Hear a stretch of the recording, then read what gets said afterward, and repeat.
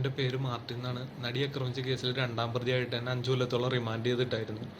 ഇപ്പോൾ സുപ്രീം കോടതി ബെയിലിൽ എനിക്ക് കിട്ടി. ഞാൻ പുറത്തിറങ്ങിയിരുന്നു. ഈ കേസുമായി ബന്ധപ്പെട്ട യഥാർത്ഥ സത്യങ്ങൾ, നടൻ ദിലീപിനെ ചതിക്കാൻ വേണ്ടി ഉണ്ടാക്കിയ കേസിലെ യഥാർത്ഥ സത്യങ്ങൾ എനിക്കറിയാം. അതിൻ്റെ പേരിൽ മാത്രം ഇത്രയും നാളെ എന്നെ ജയിലിലിട്ടായിരുന്നത്.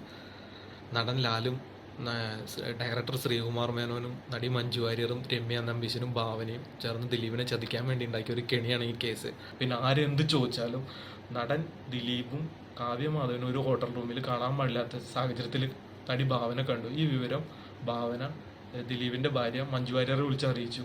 ഇതുള്ള വ്യക്തിവൈരാഗ്യം കാരണം ദിലീപിന് ഭാവനോട് വൈരാഗ്യമായി. ഈ വൈരാഗ്യത്തിൻ്റെ പുറത്ത് ഭാവനേനെ ഉപദ്രവിക്കാൻ ദിലീപ് പൾസർ സുനി എന്ന് പറഞ്ഞ വ്യക്തിക്ക് കൊട്ടേഷൻ കൊടുത്തു എന്ന് മാത്രം നീ പറഞ്ഞേക്കാം. വേറെ ഒരു കാര്യം നീ പറയണ്ട. യഥാർത്ഥത്തിൽ ദിലീപ് അറസ്റ്റ് ആയി കഴിഞ്ഞപ്പോഴറിയാം ദിലീപ് എന്നുള്ള നടനെ തകർക്കാൻ വേണ്ടി ഉണ്ടാക്കിയ കേസാണിത് എന്നുള്ളത്. ഇതാണ് യഥാർത്ഥ സത്യങ്ങൾ. യാതൊരു ഉപദ്രവം ഉണ്ടായിട്ടില്ല.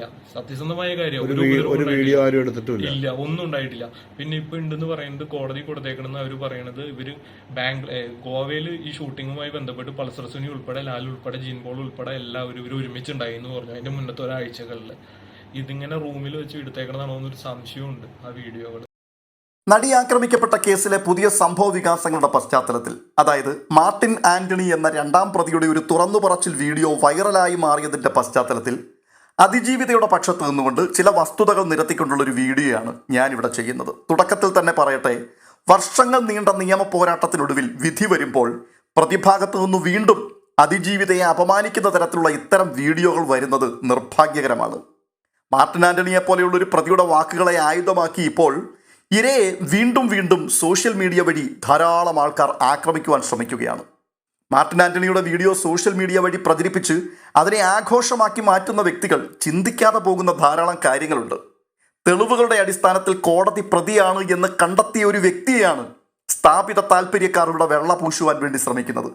ഈ വീഡിയോയിൽ കൂടി അയാൾ ലോകത്തോട് വിളിച്ചു പറയുവാൻ ശ്രമിക്കുന്നത് അവൾ കള്ളിയാണ്, അവൾ ഒരിക്കലും പീഡനം നേരിട്ടിട്ടില്ല, ഇത് കെട്ടിച്ചമച്ച കഥയാണ്, വ്യാജമായി സൃഷ്ടിച്ചെടുത്ത വീഡിയോയാണ് എന്നൊക്കെയാണ്. അതിനെ ഏറ്റുപറയുകയും അതിനെ ഏറ്റുപിടിച്ചുകൊണ്ട് സോഷ്യൽ മീഡിയയിൽ അതിജീവിതയ്ക്കെതിരായി വീണ്ടും ക്രൂരമായ ആക്രമണങ്ങൾ അടിച്ചുവിടുകയും ചെയ്യുന്ന വ്യക്തികൾ, നിങ്ങൾ ബോധപൂർവം ഇവിടെ പുകമറ സൃഷ്ടിക്കുവാൻ ശ്രമിക്കുകയാണ്. കാരണം അയാൾ ഇല്ല ഇല്ല എന്ന് ആവർത്തിച്ചു പറയുന്ന ഓരോ കാര്യങ്ങളും ഉണ്ട് ഉണ്ട് എന്ന് തെളിവുകളുടെ അടിസ്ഥാനത്തിൽ കോടതി സമൂഹത്തിന്റെ മുമ്പിൽ വെളിപ്പെടുത്തിയ കാര്യങ്ങളാണ്. ഞാൻ അതിലേക്കൊന്ന് പോകാൻ വേണ്ടിയാണ് ഈ വീഡിയോയിൽ കൂടി പ്രധാനമായിട്ടും ശ്രമിക്കുന്നത്. അതുകൊണ്ട് തന്നെ പ്രതിയുടെ ആ നെടുനീളം വീഡിയോ അത് ഞാനിവിടെ പ്രദർശിപ്പിക്കുന്നില്ല. കാരണം ഇതിനോടകം ഒട്ടനവധി ചാനലുകൾ കൂടി ആ വീഡിയോ ആവർത്തിച്ച് നിങ്ങൾ കണ്ടു കഴിഞ്ഞിട്ടുണ്ട്. അത് മാത്രവുമല്ല, അയാൾ പറയുന്ന ഓരോ കാര്യങ്ങൾക്കും കൃത്യമായി മറുപടി പറഞ്ഞു പോകണമെങ്കിൽ അയാളുടെ വാക്കുകളും എൻ്റെ മറുപടിയും കൂടി ചേരുമ്പോഴേക്കും ഇത് വലിയൊരു വീഡിയോ ആയി മാറും. അതുകൊണ്ട് തന്നെ ആ വീഡിയോ ക്ലിപ്പുകളിലേക്ക് പോകാതെ അയാൾ പറയുന്നതും നമ്മൾ ആവർത്തിച്ച് കേട്ടതുമായിട്ടുള്ള വ്യാജമായ ആരോപണങ്ങൾക്ക്, വ്യാജ പ്രസ്താവനകൾക്ക് ചില മറുപടികൾ ഞാൻ പറയാം. പീഡനം നടന്നിട്ടില്ല എന്നുള്ള വാദം, ആ വാദത്തിന് ആദ്യത്തെ മറുപടി മെഡിക്കൽ റിപ്പോർട്ടുകളാണ്. കേവലം വാക്കാലുള്ള ഒരു ആരോപണമല്ല ഇത്. മെഡിക്കൽ പരിശോധനകൾ വഴിയും ഫോറൻസിക് തെളിവുകൾ വഴിയും കോടതിയിൽ തെളിയിക്കപ്പെട്ട കാര്യങ്ങളെയാണ് അയാൾ ഇപ്പോൾ നിഷേധിക്കുവാൻ ശ്രമിക്കുന്നത്. വർഷങ്ങളോളം സാക്ഷികളെ വിസ്തരിച്ചും തെളിവുകൾ പരിശോധിച്ചുമാണ് കോടതി ഒരു തീരുമാനത്തിലേക്ക് എത്തുന്നത്. ഒരു പ്രതിയാക്കപ്പെടുന്ന വ്യക്തിക്ക് സ്വയം നിരപരാധിയാണ് എന്ന് വിശേഷിപ്പിക്കാം, എന്നാൽ നിയമവ്യവസ്ഥയ്ക്ക് മുമ്പിൽ അത് നിലനിൽക്കില്ല. ഈ കേസിലെ രണ്ടാം പ്രതിയായ മാർട്ടിൻ ആന്റണി സംഭവ ദിവസം കാർ ഓടിച്ചിരുന്നയാളാണ്. ഗൂഢാലോചനയുടെയും ക്രൂരതയുടെയും ഭാഗമായ ഒരാൾ സ്വന്തം കുറ്റം മറച്ചു വെക്കുവാൻ ഇരയെ കുറ്റപ്പെടുത്തുന്നത് സ്വാഭാവികമാണ്. അതുകൊണ്ട് തന്നെ ഇത്തരം വീഡിയോകൾ പുറത്തുവിടുന്നത് കേസിനെ വൈകാരികമായി വഴിതിരിച്ചു വിടുവാനും പൊതുജനമധ്യത്തിൽ അതിജീവിതയെ മോശക്കാരിയാക്കുവാനുമുള്ള തന്ത്രം മാത്രമാണ് എന്ന് പൊതുസമൂഹം ആദ്യം തന്നെ മനസ്സിലാക്കണം. അയാൾ ആ വീഡിയോയിൽ കൂടി പറഞ്ഞു വെക്കുവാൻ ശ്രമിക്കുന്നത് ഇങ്ങനെ ഒരു പീഡനം നടന്നിട്ടില്ല, അതിജീവിത എന്ന് പറയുന്ന സ്ത്രീ ദിലീപിന്റെ കരിയർ നശിപ്പിക്കുവാൻ വേണ്ടി ബോധപൂർവം കെട്ടിച്ചമച്ച ഒരു കള്ളക്കഥയാണിതെന്നാണ്. ഒരു പെൺകുട്ടി തനിക്കെതിരായി അഴിച്ചുവിട്ട ക്രൂരമായ ലൈംഗിക ആക്രമണത്തെ ലോകത്തോട് വിളിച്ചു പറയുവാൻ കാണിച്ച ഒരു ധൈര്യമുണ്ടല്ലോ, ആ ധൈര്യത്തെയാണ് അയാളുടെ ചോദ്യം ചെയ്യുന്നത്. ഇപ്പോൾ പ്രചരിക്കുന്ന ഈ വീഡിയോയിൽ കൂടി ഇയാൾ പറഞ്ഞു വെക്കുവാൻ ശ്രമിക്കുന്നത് ഇയാളുടെ തലയിൽ ഉരുത്തിരിഞ്ഞു വന്ന ആശയങ്ങളോ കഥകളോ ഒന്നുമല്ല. ഇതിന്റെ പിൻപിൽ വളരെ കൃത്യമായി പണിയെടുത്തിട്ടുള്ള ആൾക്കാരുണ്ട്. നല്ല ഭംഗിയായി കഥ മെനഞ്ഞെടുക്കുവാൻ കഴിവുള്ള ആൾക്കാർ. അവരെഴുതി തയ്യാറാക്കി കൊടുത്ത ഒരു തിരക്കഥ മാർട്ടിൻ ആന്റണി എന്ന കൊടും ക്രിമിനൽ ഇപ്പോൾ വായിച്ചു കേൾപ്പിക്കുകയാണ് ലോകത്തെ. ഒരു സാധുവിനെ പോലെ നിഷ്കളങ്ക മുഖഭാവമൊക്കെ വെളിപ്പെടുത്തിക്കൊണ്ട് ഇത് സംസാരിക്കുമ്പോൾ ചില ആൾക്കാരൊക്കെ ഇത് വിശ്വസിക്കും. പക്ഷേ ഇയാൾ പറഞ്ഞു വെക്കുന്ന ഈ പല വാക്കുകളും അയാളെ തന്നെ തിരിഞ്ഞു കൊത്തുന്നതാണ് എന്നുള്ളത് ഈ കഥ എഴുതി കൊടുത്ത ആൾക്കാർ പോലും മനസ്സിലാക്കുന്നില്ലല്ലോ എന്നുള്ളതാണ് ഏറ്റവും രസകരമായൊരു കാര്യം. ഇവിടെ മാർട്ടിൻ ആന്റണിയോടും ഇതിനെ ആഘോഷമാക്കി മാറ്റുന്ന ഒരു കൂട്ടം ആൾക്കാരോടും ചോദിക്കുവാനുള്ള ആദ്യത്തെ ചോദ്യം ഇതാണ്: ഒരു സ്ത്രീക്ക് സ്വന്തം അന്തസ്സ് പണയപ്പെടുത്തിക്കൊണ്ട് ഇത്തരമൊരു കള്ളം പറയേണ്ട കാര്യമുണ്ടോ? അവർക്ക് നീതി ലഭിക്കുവാൻ വേണ്ടി സിനിമയിലെ കരിയറും സമാധാനവും നഷ്ടപ്പെടുത്തി വർഷങ്ങളോളം അവർ പോരാടുകയാണ്. അങ്ങനെ പോരാട്ടം നടത്തേണ്ട ആവശ്യം ഓർക്കുണ്ടോ? എന്ത് നേട്ടത്തിന് വേണ്ടിയാണ് അത് ചെയ്യുന്നത്? നമ്മുടെ സമൂഹത്തിൽ ഒരു സ്ത്രീ ലൈംഗികാതിക്രമം നേരിട്ടു എന്ന് തുറന്നു പറയുന്നത് അത് എത്രത്തോളം പ്രയാസകരമായിട്ടുള്ളൊരു കാര്യമാണെന്ന് എത്ര പേർ ചിന്തിക്കുന്നുണ്ട്? മാനമെന്നുള്ള വാക്കിനെ സ്ത്രീയുടെ ശരീരവുമായി മാത്രം ബന്ധിപ്പിക്കുന്ന ഒരു പൊതുബോധം ഇവിടെ സൃഷ്ടിച്ചെടുത്തിട്ടുണ്ട്. ഇത്തരമൊരു സാഹചര്യത്തിൽ തനിക്ക് നേരിട്ട അതിക്രൂരമായ അനുഭവം ലോകത്തോട് വിളിച്ചു പറയണമെങ്കിൽ അവൾ എത്രമാത്രം ധൈര്യം സംഭരിച്ചു വെക്കേണ്ടി വന്നിട്ടുണ്ടാവും? ആരും സ്വന്തം അന്തസ്സും അഭിമാനവും പണയപ്പെടുത്തിക്കൊണ്ട് ഇത്തരമൊരു കള്ളം പറയുവാൻ തയ്യാറാവില്ല. കാരണം ആ ഒരു വെളിപ്പെടുത്തലോടുകൂടി അവൾ നേരിടേണ്ടി വരുന്നത് സഹതാപമല്ല, മറിച്ച് സമൂഹത്തിന്റെ ക്രൂരമായ വിചാരണയും കുറ്റപ്പെടുത്തലുകളുമാണ്. മാത്രവുമല്ല, സമാധാനവും കരിയറും ഉപേക്ഷിച്ചിട്ടുള്ള ഒരു യാത്രയാണിത്. സിനിമ എന്ന ഗ്ലാമർ ലോകത്തിന്റെ നെറുകയിൽ നിൽക്കുമ്പോഴാണ് ഈ ദുരന്തം അവളെ തേടിയെത്തുന്നത്. അവൾ ആഗ്രഹിച്ചിരുന്നുവെങ്കിൽ ആരും അറിയാതെ ഈ സംഭവം അവൾക്ക് ഒതുക്കി തീർക്കാമായിരുന്നു. എന്നാൽ നീതിക്ക് വേണ്ടി നിലകൊള്ളുവാൻ അവൾ തീരുമാനിച്ചു. അതിന്റെ ഫലമായി മികച്ച അവസരങ്ങൾ അവൾക്ക് നഷ്ടപ്പെട്ടു. വർഷങ്ങളോളം അവൾ കോടതി കയറിയിറങ്ങേണ്ടി വന്നു. സ്വകാര്യ ജീവിതത്തിലെ സമാധാനം പൂർണ്ണമായും ഇല്ലാതെയായി. 8 വർഷത്തിലധികമായി അവൾ നടത്തിയത് ഒരു വ്യക്തിക്കെതിരെയുള്ള പോരാട്ടമല്ല, മറിച്ച് ഈ വ്യവസ്ഥിതിയോടും വേട്ടക്കാരെ സംരക്ഷിക്കുന്ന അധികാര കേന്ദ്രങ്ങളോടുമുള്ള ഒരു യുദ്ധപ്രഖ്യാപനമായിരുന്നു. കേവലം ഒരു കള്ളം പറഞ്ഞ് അതിനെ വിജയിപ്പിച്ചെടുക്കുവാൻ വേണ്ടി ആരെങ്കിലും സ്വന്തം ജീവിതം ഹോമിക്കാൻ തയ്യാറാകുമോ? മാർട്ടിൻ ആന്റണി എന്ന ഈ ക്രിമിനലിന്റെ ഈ ഒരു വീഡിയോയ്ക്ക് ലഭിച്ചിരിക്കുന്ന സ്വീകാര്യതയും അതിനോടുള്ള സമൂഹത്തിലെ വലിയൊരു കൂട്ടം ആൾക്കാരുടെ പ്രതികരണവും ഒക്കെ കണ്ടപ്പോൾ എനിക്ക് അത്ഭുതമാണ് തോന്നിയത്. കാരണം കുറ്റവാളിയുടെ വാക്കുകൾക്ക് ലഭിക്കുന്ന പ്രാധാന്യം പോലും ഇന്ന് ഇരയുടെ സത്യസന്ധതയ്ക്ക് നമ്മുടെ സമൂഹത്തിൽ ലഭിക്കുന്നില്ല എന്നുള്ളത് അത് ലജ്ജാകരമാണ്. പ്രതികൾ പുറത്തുവിടുന്ന വീഡിയോകൾ ആഘോഷിക്കുന്നവർ ഒരു കാര്യം ഓർക്കണം: നിങ്ങൾ ചോദ്യം ചെയ്യുന്നത് അവളുടെ വാക്കുകളെയല്ല, മറിച്ച് അനീതിക്കെതിരെ ശബ്ദമുയർത്തുവാൻ അവൾ കാണിച്ച അസാമാന്യമായ ആ ധൈര്യത്തെയാണ്. ഒരു സ്ത്രീയുടെ പോരാട്ടത്തെ ഇല്ലാതെയാക്കുവാൻ ഏറ്റവും എളുപ്പവഴി അവൾ കള്ളം പറയുന്നവളാണ് എന്ന് മുദ്രകുത്തുക എന്നുള്ളതാണ്. ആ തന്ത്രം തന്നെയാണ് ഇപ്പോൾ നടന്നുകൊണ്ടിരിക്കുന്നത്. ഇവിടെ സോഷ്യൽ മീഡിയ കൈകാര്യം ചെയ്യുന്നവർ കേവലം പണത്തിന് വേണ്ടി മാത്രമുള്ളൊരു മാർഗമാക്കി ഇതിനെ മാറ്റാതെ കുറച്ചുകൂടി ഉത്തരവാദിത്തം ഈ വിഷയത്തിൽ കാണിക്കണമെന്നാണ് എൻ്റെ വ്യക്തിപരമായൊരു അഭിപ്രായം. അതുകൊണ്ട് തന്നെ വളരെ വ്യക്തമായി ഞാൻ പറയുകയാണ്, ഈ പ്രതിയായ വ്യക്തി പുറത്തുവിട്ടിരിക്കുന്ന വീഡിയോ യാതൊരു ഫിൽട്ടറിങ്ങും ഇല്ലാതെ പ്രചരിപ്പിക്കുകയും അതിനെ ന്യായീകരിക്കുകയും ചെയ്യുന്നത് ഈ കുറ്റകൃത്യത്തെ പ്രോത്സാഹിപ്പിക്കുന്നതിന് തുല്യമാണ്.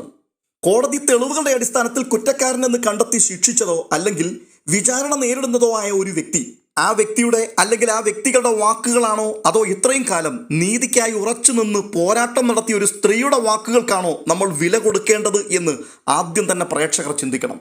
മാർട്ടിൻ ആന്റണി എന്ന ഈ കൊടും ക്രിമിനലിന്റെ വീഡിയോ കണ്ടിട്ട് ഇയാൾ പറയുന്നതാണ് സത്യം എന്ന് ഒരു ഉളുപ്പുമില്ലാതെ പറയുവാൻ താല്പര്യപ്പെടുന്നവർ മനസ്സിലാക്കേണ്ട ഒരു കാര്യമുണ്ട്. ഇങ്ങനെ ഒരു പീഡനം നടന്നിട്ടില്ല എന്നും ഗോവയിലുള്ള ഏതോ ഒരു മുറിക്കുള്ളിൽ വെച്ച് ഒരു മനുഷ്യന്റെ കരിയർ നശിപ്പിക്കുവാൻ വേണ്ടി അവർ ക്യാമറയുടെ മുമ്പിൽ സ്വയം തുണി അഴിച്ചു കളഞ്ഞിട്ട് റേപ്പ് സീൻ ചിത്രീകരിക്കുവാൻ വേണ്ടി അങ്ങനെ കിടന്നുകൊടുത്തുവെന്നും അങ്ങനെ റെക്കോർഡ് ചെയ്ത ആ ദൃശ്യങ്ങളാണ് പെൻഡ്രൈവിലാക്കി കോടതിയുടെ മുമ്പിൽ സമർപ്പിച്ചത് എന്നുമൊക്കെ ഒരു നാണവുമില്ലാതെ ഒരു ഉളുപ്പുമില്ലാതെ വിളിച്ചു പറയുമ്പോൾ കോടതി പരിഗണിച്ച കുറച്ച് വസ്തുതകളും രേഖകളുമുണ്ട്. അതിനുകൂടി നിങ്ങൾ മറുപടി പറയണം. അതിൽ പ്രധാനമായത് മെഡിക്കൽ റിപ്പോർട്ടുകളാണ്. അത് ശാസ്ത്രീയ തെളിവുകളാണ്.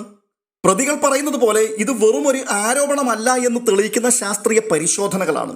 സംഭവത്തിന് തൊട്ടു പിന്നാലെ നടത്തിയ മെഡിക്കൽ പരിശോധനയിൽ അതിജീവിത നേരിട്ട ശാരീരികമായ പീഡനത്തിന്റെ ലക്ഷണങ്ങൾ അത് ഡോക്ടർമാർ കോടതിയിൽ സാക്ഷ്യപ്പെടുത്തിയിട്ടുണ്ട്. കോടതിയിൽ ഡോക്ടർമാർ നൽകിയ മൊഴി ഈ കേസിൽ അതിനിർണായകമായി മാറിയിട്ടുണ്ട്. അടുത്തത് ഫോറൻസിക് തെളിവുകളാണ്. DNA evidence. ലൈംഗികാതിക്രമ കേസുകളിൽ പ്രതികളുടെ സാന്നിധ്യം തെളിയിക്കുന്നതിൽ DNA പരിശോധനകൾക്ക് വലിയ പങ്കുണ്ട്. അതിജീവിതയുടെ വസ്ത്രങ്ങളിൽ നിന്നോ ശരീരത്തിൽ നിന്നോ ലഭിക്കുന്ന ശാസ്ത്രീയ തെളിവുകൾ പ്രതികളുടെ സാന്നിധ്യം ഇവിടെ ഉറപ്പിച്ചിട്ടുണ്ട്. ഗോവയിൽ വെച്ച് ദിലീപിന്റെ കരിയർ തകർക്കുവാൻ വേണ്ടി അവൾ നഗ്നയായി ഒരു കൂട്ടം കിരാതന്മാർക്ക് മുമ്പിൽ കിടന്നുകൊടുത്തതാണെങ്കിൽ പൾസർ സുനി ഉൾപ്പെടെയുള്ള വ്യക്തികളുടെ സാന്നിധ്യം എങ്ങനെ ഈ ഫോറൻസിക് റിപ്പോർട്ടിൽ തെളിവുകളായി വരും എന്നുള്ളതാണ് പ്രധാനപ്പെട്ട ഒരു ചോദ്യം. ആ കൂട്ടത്തിൽ ഈ പറയുന്ന മാർട്ടിൻ ആന്റണിയുമുണ്ട്. ഇതൊരു കള്ളക്കേസല്ല എന്നുള്ളതിന്റെ വ്യക്തമായ മറ്റൊരു തെളിവ് ഒരു കുറ്റകൃത്യത്തിന് ശേഷം ഇര അനുഭവിക്കുന്ന മാനസികാഘാതം പരിശോധിച്ച മനഃശാസ്ത്രജ്ഞന്മാരുടെ റിപ്പോർട്ടുകൾ കോടതി തെളിവായി സ്വീകരിച്ചു എന്നുള്ളതാണ്. അവർ കടന്നുപോയ മെന്റൽ ട്രോമ വരെ കൃത്യമായി കോടതിക്ക് ബോധ്യപ്പെട്ടിട്ടുണ്ട്. ദിലീപിന്റെ മാത്രം 20ഓളം വക്കീലന്മാർ, ശിക്ഷിക്കപ്പെട്ട 6 പ്രതികൾക്കും ഈ 2 വക്കീൽമാർ അപ്പോൾ തന്നെ 32 പേരോളമായിട്ടുണ്ട്. അതുകൂടാതെ മറ്റാരൊക്കെയോ ചില പ്രതികൾ ഇവിടെ കുറ്റവിമുക്തരാക്കപ്പെട്ടു എന്നും പറയുന്നുണ്ട്. അവരുടെയും വക്കീൽമാർ. ഇവരുടെയെല്ലാം നിരന്തരമായ ചോദ്യം ചെയ്യപ്പെടലുകൾക്ക് മുൻപിൽ ഒറ്റയ്ക്ക് നിന്നുകൊണ്ട് കെട്ടിച്ചമച്ചൊരു കഥയെ കോടതിക്ക് മുൻപിൽ ബോധ്യപ്പെടുത്തി പ്രതികളെന്ന് ആരോപിക്കപ്പെട്ട വ്യക്തികൾക്ക് ശിക്ഷ വാങ്ങിക്കൊടുക്കണമെങ്കിൽ ആക്രമിക്കപ്പെട്ട ഈ നടി എന്ന് പറയുന്ന വ്യക്തി അവർ കൊച്ചു പുള്ളിയൊന്നും ആയിരിക്കില്ല. കുറഞ്ഞത് ഏതോ ഒരു സൂപ്പർ പവറുള്ള അന്യഗ്രഹ ജീവിയാണ് എന്ന് പറയേണ്ടി വരും. ഞാൻ ഈ പറഞ്ഞ കാര്യങ്ങളൊക്കെ പരിഗണിക്കുമ്പോൾ തന്നെ ഇത് കെട്ടിച്ചമച്ചൊരു കള്ളക്കഥയാണ് എന്ന വാദം പൊളിയുകയാണ്. ഇതൊരു കള്ളക്കഥയാണ് എന്ന് ആവർത്തിച്ച് പറയുന്ന അഖിൽ മാരാർ ഉൾപ്പെടെയുള്ള ആൾക്കാർ മനസ്സിലാക്കാതെ പോകുന്നത് ഈ കേസിൽ ഏറ്റവും അധികം നിർണായകമായത് ഡിജിറ്റൽ തെളിവുകളാണ് എന്നുള്ളതാണ്. ഗോവയിൽ ചിത്രീകരിച്ച ഈ റേപ്പ് സീൻ അല്ലെങ്കിൽ നടിയെ ആക്രമിക്കുന്ന ദൃശ്യങ്ങൾ അത് ഫോറൻസിക് ലാബിൽ പരിശോധിച്ചതാണ്. ആ പരിശോധനയിൽ അത് കൃത്രിമത്വമായിരുന്നില്ല എന്നും അത് ഒറിജിനൽ സംഭവമായിരുന്നുവെന്നും അത് ബലാത്സംഗം തന്നെയായിരുന്നുവെന്നും കോടതിയുടെ മുൻപിൽ തെളിയിക്കപ്പെട്ടിട്ടുണ്ട്. കോടതി അംഗീകരിച്ചിട്ടുണ്ട്. തീർന്നില്ല. ഈ വീഡിയോ ദൃശ്യങ്ങളിൽ വെളിപ്പെടുത്തപ്പെട്ട കുറ്റകൃത്യങ്ങൾ നടന്ന സമയവും ആ സമയത്ത് പ്രതികളുടെ മൊബൈൽ ഫോണുകളും ഒരേ ടവർ ലൊക്കേഷനിൽ ഉണ്ടായിരുന്നു എന്നും അത് ഗോവയിലല്ല ഇങ്ങ് കേരളത്തിലായിരുന്നു, എറണാകുളത്തായിരുന്നു എന്നുള്ളതും സൈബർ സെല്ല് കണ്ടെത്തിയതാണ്. ഞാൻ നിരപരാധിയാണ്, എനിക്കൊന്നും അറിയില്ല എന്നുള്ള മാർട്ടിൻ ആന്റണിയുടെ ഈ ഏറ്റുപറച്ചിലുണ്ടല്ലോ, അതിനെ പൊളിക്കുന്നതാണ് ഈ വാദങ്ങളൊക്കെ. ആരൊക്കെയോ എന്തൊക്കെയോ പറയുന്നത് കേട്ട് വായിൽ തോന്നുന്നതൊക്കെ കോതയ്ക്ക് പാട്ടെന്ന പോലെ സോഷ്യൽ മീഡിയയിൽ വന്ന് ഛർദ്ദിച്ചു വെക്കുന്ന ആൾക്കാർ മനസ്സിലാക്കണം, വർഷങ്ങൾ നീണ്ട വിചാരണ എന്നുള്ളത് വെറുമൊരു ചടങ്ങല്ല, അതൊരു സൂക്ഷ്മ പരിശോധനയാണ്. ആ സാഹചര്യത്തിൽ അതിജീവിതയെ പ്രതിഭാഗം വക്കീൽമാർ ദിവസങ്ങളോളം ക്രോസ് വിസ്താരം നടത്തിയിട്ടുണ്ട്. പ്രതിഭാഗം വക്കീൽമാരുടെ ഒരു നീണ്ട നിര തന്നെയാണ് അവരുടെ മുൻപിൽ നിൽക്കുന്നത്. അവരിൽ നിന്ന് ആയിരക്കണക്കിന് ചോദ്യങ്ങൾ അതിജീവിതയായ ഈ പെൺകുട്ടിക്ക് നേരിടേണ്ടി വന്നിട്ടുണ്ട്. എന്നിട്ടും അവരുടെ ആരുടെയും മുമ്പിൽ പതറാതെ അതിജീവിത നൽകിയ മൊഴികൾ കോടതി സൂക്ഷ്മമായി നിരീക്ഷിച്ചിട്ടുണ്ട്. അതിനെ കോടതിക്ക് വിശ്വസനീയമായി തോന്നുകയും അത് കോടതി പരിഗണിക്കുകയും ചെയ്തിട്ടുണ്ട്. ഇത്രയും വക്കീലന്മാരുടെ കൂർമ്മ ബുദ്ധിക്ക് മുൻപിൽ, കോടതിക്ക് മുൻപിൽ കള്ളം പറയുന്ന ഒരു വ്യക്തിക്ക് ഇത്രയും കാലം വൈരുദ്ധ്യങ്ങളില്ലാതെ ഒരു കള്ളത്തെ മറ്റൊരു കള്ളം കൊണ്ട് മറച്ചു പിടിച്ചുകൊണ്ട് ഇത്രയും ആൾക്കാരെയും ബുദ്ധിമാന്മാരായ വക്കീൽമാരെയും കോടതിയെയും തെറ്റിദ്ധരിപ്പിക്കുവാൻ കഴിയുമോ എന്നുള്ളത് നിങ്ങൾ നിങ്ങളോട് തന്നെ അങ്ങ് ചോദിച്ചാൽ മതി. അങ്ങനെ കഴിഞ്ഞുവെന്നാണ് നിങ്ങൾ വിശ്വസിക്കുന്നതെങ്കിൽ അവരോടാണ് ഞാൻ മുൻപേ പറഞ്ഞത്, അതിജീവിത വെറും ഒരു സാധാരണ സ്ത്രീ അല്ല, അമാനുഷിക ശക്തിയുള്ള അസാധാരണമായ ബുദ്ധിവൈഭവമുള്ള ഏതോ ഒരു അന്യഗ്രഹ ജീവി തന്നെയാണ്. മറ്റ് സാക്ഷികൾ കൂറുമാറിയപ്പോഴും സാഹചര്യ തെളിവുകളും ശാസ്ത്രീയ റിപ്പോർട്ടുകളും അതിജീവിതയുടെ മൊഴിയെ പിന്തുണയ്ക്കുന്നു എന്നതാണ് കോടതി ഈ പ്രതികൾക്ക് ശിക്ഷ വിധിക്കുവാൻ തീരുമാനിച്ച പ്രധാനപ്പെട്ട കാര്യം. എന്നിട്ടും മാർട്ടിൻ ആന്റണി പറയുകയാണ് ഞാൻ നിരപരാധിയാണ് എന്ന്. ഇന്ത്യൻ ശിക്ഷാ നിയമപ്രകാരം ശിക്ഷിക്കപ്പെടുന്നതുവരെ ഒരാൾ നിരപരാധിയായിരിക്കും. എന്നാൽ വിധി വന്നു കഴിഞ്ഞാൽ അയാൾ കുറ്റവാളിയാണ്. സ്വന്തം കുറ്റം നിഷേധിക്കുക എന്നുള്ളത് ഏതൊരു കുറ്റവാളിയുടെയും സ്വാഭാവികമായ പ്രതികരണം മാത്രമാണ്. അവർക്കത് ചെയ്തേ പറ്റൂ. എന്നാൽ അതിജീവിതയെ സംബന്ധിച്ചിടത്തോളം ഇത് കേവലം വ്യക്തിപരമായ ഒരു ലാഭത്തിന് വേണ്ടിയുള്ള കാര്യമല്ല, നീതിക്ക് വേണ്ടിയുള്ള പോരാട്ടമാണ്. ഇവിടെ വൈകാരിക പ്രകടനങ്ങളല്ല, കോടതിയിലെ തെളിവുകളാണ് സത്യം. അതുകൊണ്ട് ഇരയെ വീണ്ടും ആക്ഷേപിക്കുന്ന രീതി ദയവ് ഇത് അവസാനിപ്പിക്കണം. അതിജീവിതയ്ക്കൊപ്പം നിൽക്കുന്നു എന്ന് പറയുന്നവർ സത്യത്തിനൊപ്പം നിൽക്കുന്നതിന് തുല്യമാണ്. അവളുടെ ശബ്ദത്തെ അടിച്ചമർത്താൻ നോക്കുന്നവർക്ക് മുമ്പിൽ പതറാതെ നിന്ന അവൾക്കൊപ്പം ഇനിയും കേരളം ഉണ്ടാവണം. വേട്ടക്കാരന്റെ ന്യായീകരണങ്ങളല്ല, ഇരയുടെ പോരാട്ടത്തെയാണ് ചരിത്രം എല്ലാ കാലത്തിലും അടയാളപ്പെടുത്തുക. പ്രതികൾ ഇന്ന് വേട്ടക്കാരന്റെ വേഷം അഴിച്ച് ഇരയുടെ വേഷം കെട്ടുമ്പോൾ നമ്മൾ മറന്നുപോകരുത്, അവൾ കാണിച്ച ധൈര്യമാണ് ഇന്നും ഈ കേസിനെ ജീവനോടെ നിലനിർത്തുന്നത്. വേട്ടക്കാരന്റെ ന്യായീകരണങ്ങളല്ല, അതിജീവിതയുടെ അതിജീവനം തന്നെയാണ് നീതിയുടെ വിജയം. അതിജീവിത എന്നത് വെറുമൊരു വാക്കോ വിശേഷണമോ ഒന്നുമല്ല, അത് തകർന്നു പോകാമായിരുന്നിട്ടും തകരാതെ നിന്ന ഒരു മനുഷ്യന്റെ നിശ്ചയദാർഢ്യമാണ്. അതുകൊണ്ട് തന്നെ ഇന്ന് പ്രതികൾ പുതിയ കഥകളുമായി വരുമ്പോൾ നമ്മൾ ചില ചോദ്യങ്ങൾ നമ്മളോട് തന്നെ ചോദിക്കേണ്ടതായിട്ടുണ്ട്. ഒന്ന്, എന്താണ് അവൾക്ക് നഷ്ടപ്പെട്ടത്? സ്വന്തം സ്വകാര്യതയും അന്തസ്സും അഭിമാനവും ഒരു സ്ത്രീ പണയപ്പെടുത്തുന്നത് എന്തിനു വേണ്ടിയാണ്? ഈ സമൂഹത്തിൽ റേപ്പ് വിക്ടിം എന്ന് വിളിക്കപ്പെടുന്നത് അത്ര സന്തോഷമുള്ളൊരു കാര്യമാണോ? സിനിമയിലെ വലിയ കരിയറും പ്രശസ്തിയും കുടുംബത്തിന്റെ സമാധാനവും ഇതെല്ലാം വേണ്ടെന്ന് വെച്ച് ഒരാൾ എന്തിനു വേണ്ടിയാണ് നിരന്തരമായി കള്ളവും പറഞ്ഞ് കള്ളക്കഥയും കെട്ടിച്ചമച്ചുകൊണ്ട് കോടതി വരാന്ത കയറി ഇറങ്ങിക്കൊണ്ടിരിക്കുന്നത്? ഇല്ല, ഒരു കള്ളത്തിനും ഇത്രയും വലിയ ആയുസ് ഉണ്ടാവില്ല. 8 വർഷങ്ങൾ, തന്റെ ജീവിതത്തിലെ ഏറ്റവും മനോഹരമായ കാലഘട്ടം. ആ കാലഘട്ടം അത്രയും അവൾ ചിലവഴിച്ചത് കോടതി മുറികളിലും വക്കീൽ ഓഫീസുകളിലുമാണ്. പ്രതികൾക്ക് വേണ്ടി വാദിക്കുവാൻ അധികാരവും പണവും സ്വാധീനവുമുള്ള വലിയൊരു നീണ്ട നിര തന്നെ ഉണ്ടായിരുന്നു. എന്നിട്ടും അവൾ പതറാതെ നിന്നത് അവൾ പറയുന്നത് സത്യമായതുകൊണ്ട് മാത്രമാണ്. 2ാം പ്രതിയായ മാർട്ടിൻ ആന്റണി ഇന്ന് താൻ നിരപരാധിയാണ് എന്ന് പറയുമ്പോൾ നമ്മൾ ഒന്നോർക്കണം, വിചാരണയുടെ ഓരോ ഘട്ടത്തിലും ഈ വാദങ്ങളൊക്കെ കോടതി പരിശോധിച്ചു വിട്ടതാണ്. അതുകൊണ്ട് തന്നെ ശാസ്ത്രീയ തെളിവുകളും മൊഴികളും പരിശോധിച്ച നീതിന്യായ വ്യവസ്ഥയ്ക്ക് മുൻപിൽ ഇത്തരം വീഡിയോകൾക്ക് ഒരു വിലയുമില്ല. വേട്ടക്കാരൻ ഇരയെ പഴിചാരുന്നത് ചരിത്രത്തിലെ ഏറ്റവും പഴയ തന്ത്രമാണ് എന്നുള്ളത് എല്ലാ ആൾക്കാരും മനസ്സിലാക്കിയാൽ കൊള്ളാം. ഇതൊരു കെട്ടിച്ചമച്ച കള്ളക്കഥയാണ് എന്ന് സമർത്ഥിക്കുവാൻ ശ്രമിക്കുന്നവർ അവളുടെ ധൈര്യത്തെയാണ് ചോദ്യം ചെയ്യുന്നത്.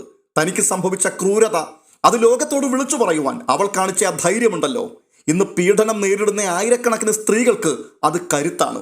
ആ ധൈര്യത്തെയാണ് കള്ളം എന്ന് വിളിച്ച് അപമാനിക്കുന്നത്. നീതിക്ക് വേണ്ടിയുള്ള പോരാട്ടത്തിൽ അവൾ തനിച്ചല്ല, അവൾക്കൊപ്പം സത്യമുണ്ട്. ആ സത്യത്തിനൊപ്പം നമ്മളുമുണ്ട്. അതെ, നീതിയെയും സത്യത്തെയും സ്നേഹിക്കുന്ന നമ്മൾ ഓരോരുത്തരും അവൾക്കൊപ്പമുണ്ട്.